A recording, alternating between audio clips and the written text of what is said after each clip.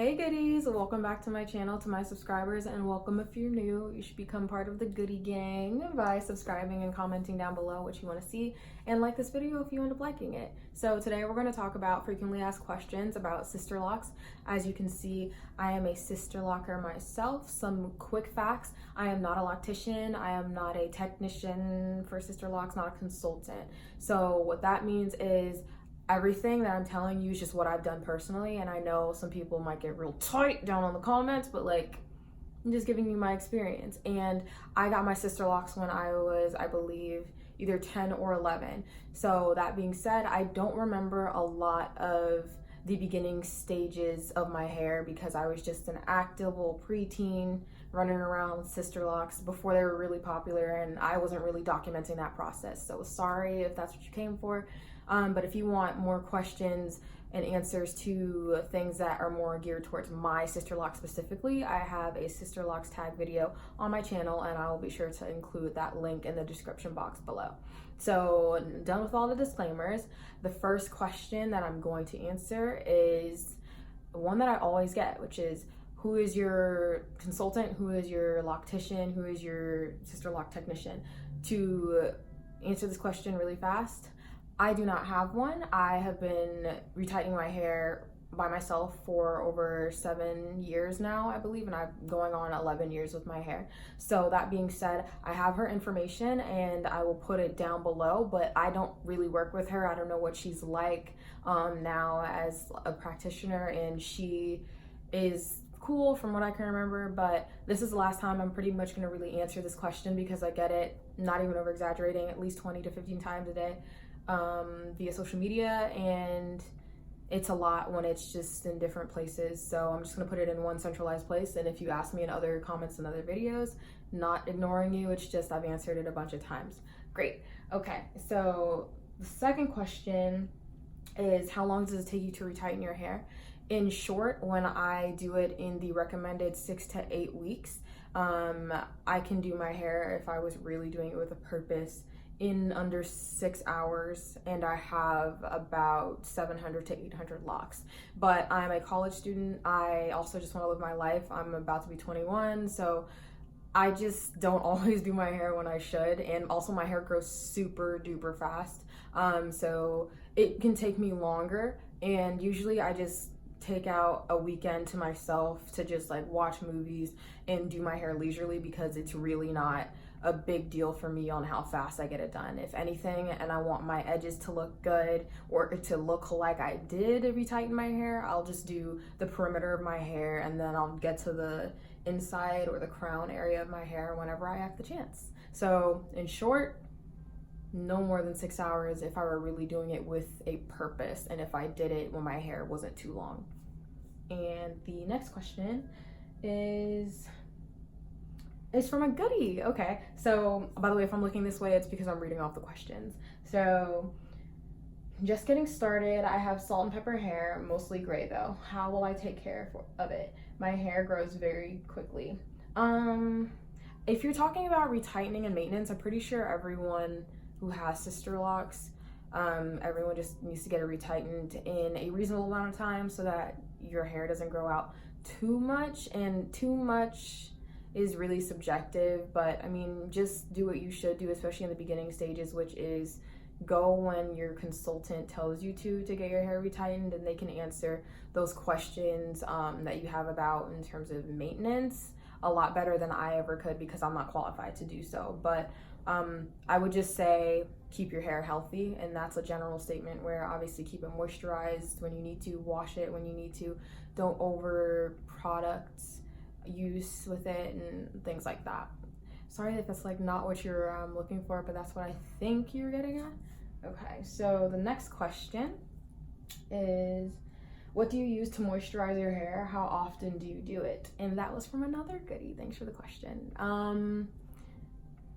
Okay, I am the worst person to ask about what products I use consistently, because honestly, I am the most inconsistent person you could possibly ask that question to. That being said, my go-tos to moisturize my hair are things you've seen in my other videos. So dew growth hair oil on my scalp, or I'll just make my own concoction of like Jamaican black castor oil, tea tree oil for scent, coconut oil, olive oil, and just mix that in there and then just put it on my scalp. In terms of moisturizing like the ends of my hair, not just my roots, if it's the summertime, I'll spray water in my hair because my hair is high porosity, which means that it needs a lot of moisture. As soon as moisture hits it, it just leaves it. My hair just sucks it up so fast. So another thing that I do, and disclaimer, like I will say in the video, is don't do this if your locks aren't mature. I've had my locks for 11 years, and mature locks means that they are fully locked. So my locks are fully locked, and I can do things like deep conditioning treatments also because I need them personally, in my opinion, for them to feel soft. And I will do them no more than once a month.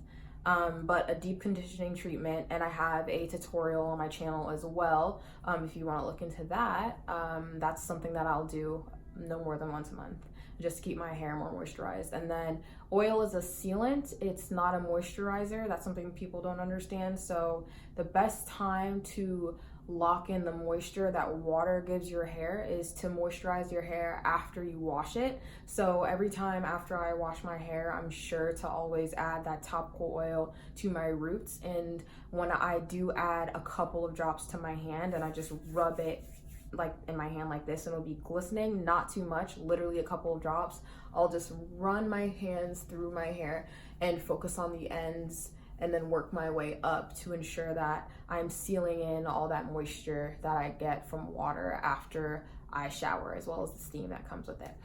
And I usually wash my hair in the shower.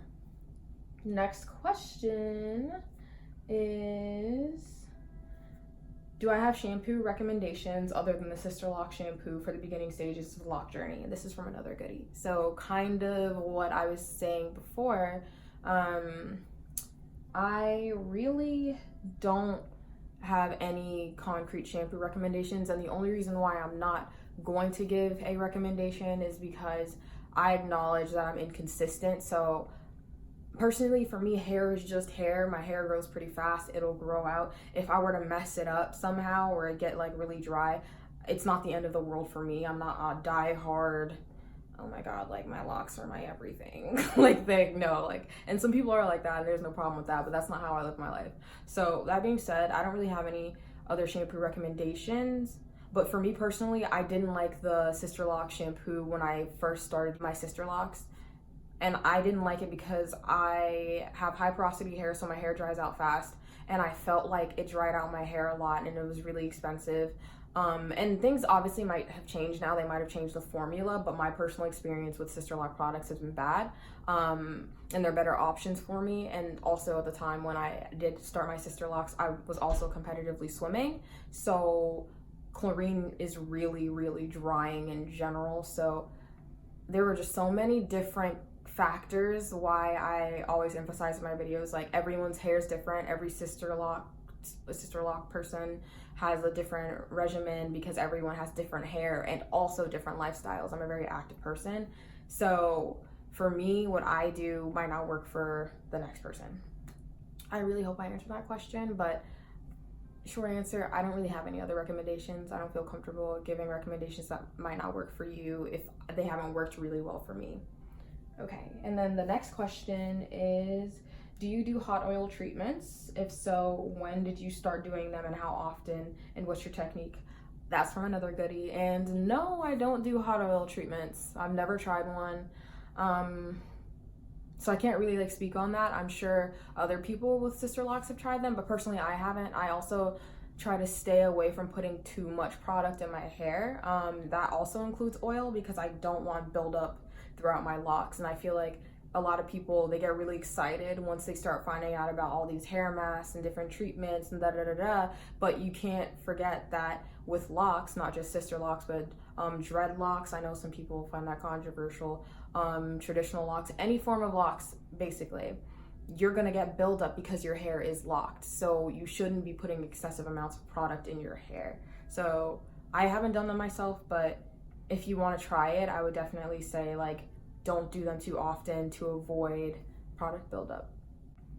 Do you have any experience with, or do you know of anyone who had started their Sisterlock journey with permed ends? What about your consultant or technician? No, my hair has been natural my entire life, and I'm so grateful for my mom for doing that. I don't believe my mom has ever permed her hair, but I could be wrong. But personally, I have not had any experience with permed ends, but what I do know is that you can start your journey with permed ends, and you can just cut the permed ends off as your hair grows out, however comfortable you are. But I know a lot of people just either wait until their hair grows out to a length that they're more comfortable with starting their journey and just cutting off the permed ends. But I'm pretty sure you can start Sisterlocks with permed ends, if that makes any sense. Discuss nightly routines for the beginning stages of your journey, of the lock journey. Okay, so that's from another goodie. Thanks for the question. Like I said, I really don't remember the beginning stages. I don't have pictures to really show documentation. But what I do know is the basics, which are to put a bonnet on your head. I can't remember if people braid their hair before bed.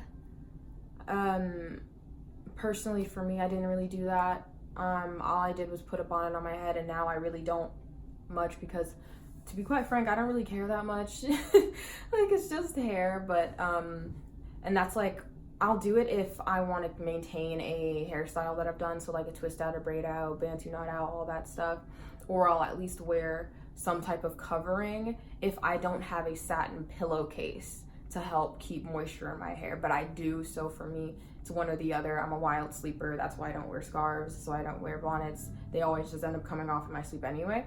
And if I tie it tighter, my head hurts. So I think in the beginning stages, definitely put a bonnet on. And I definitely think this is a question for somebody who is a loctician or a Sisterlock consultant. But that's the only advice that I can really give on that. When did your hair fully lock? Was there anything you did to make your hair lock faster? Okay, this is another subscriber, I believe. Don't remember when my hair locked. I can approximate it to maybe 2 to 3 years, but I also have a different lifestyle than a lot of people who have done it. So like I said, I was really young, competitively swimming, so my hair was getting more wet than consultants would suggest through that phase of my life.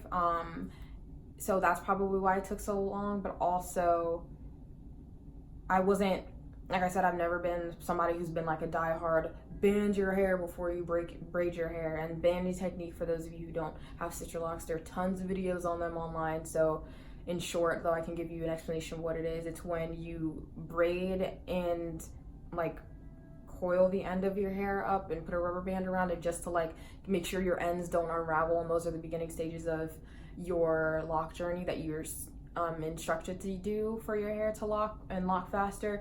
For me, didn't really do that as often as I could have or should have, but your hair is going to be fine regardless. I also have type 4A, 4B hair, so I wasn't really that concerned that my hair was going to just unravel as much as somebody who might have type 3 hair. So really, I think there isn't a way to make your hair lock faster. You have to be patient. It is a journey for a reason. But you should definitely do the banding technique in terms of washing your hair and not overly moisturizing your hair and putting too much product in your hair, because that'll cause slippage and make it harder for your hair to lock. I think this is the last question. Did you experience any breakage after adding color to your hair? The short answer is yes. But keep in mind, I dyed my hair 4 times. I went from having my virgin hair, I went light, and then I went dark. So I went all the way back to permanent black, which is my natural hair color. And then I did light and light again to get even lighter after I went black. I didn't start experiencing breakage until this third time that I lightened my hair, but technically the second time that I lightened it after I had dyed it black. In simple like chemistry terms with your hair, lifting is going to damage your hair more than you going down in color than your natural hair. But also, I also dyed over hair that had already been dyed light. So that's the only reason why I experience breakage now, and even then it's not even like that much. But also I can definitely say I've experienced breakage because I did it so close in time. I'm gonna make a video about this so that I'm not being super long-winded, but you get the gist. Basically, if you dye your hair light, your hair is gonna get damaged. So that's just how it is. Dyeing your hair damages your hair regardless if you go down or up, but when you're lifting color, which means going lighter, it's gonna damage it a lot more. But I didn't experience breakage until this third time around. But for breakage and like thinning, a little bit, because I got lazy on moisturizing it and upkeeping it with, after like coloring it, I also colored my hair really close in time, which I don't recommend. But like I said, for me, it's just hair. It's gonna grow back. I don't really care. My hair's still full anyway. So that really wraps up all of the questions that I really get often. And like I said, I have a ton more questions that are more specific about my Sisterlock journey, which is called my Sisterlock tag. Description box link in there will be there when I'm done. And if you have any other questions that I didn't answer, I do plan on at least biannually doing an updated frequently asked questions tag, because I know I'm still going to get more, and that's totally fine. So if you want to leave more comments below on things that I didn't get to answer, don't feel shy. Definitely comment down below and I'll get to those when it comes time to make that video again. But if you like this video, which I hope you did, and I hope it was helpful, please give this video a thumbs up, and comment down below, like I said, anything you want to see in the future, because I make this channel for you guys. It's not really for me. I just really make this channel to show you all the possibilities that you could have with Sisterlocks. And like always, I hope you have a fantastic rest of your day wherever you are in the world. Bye.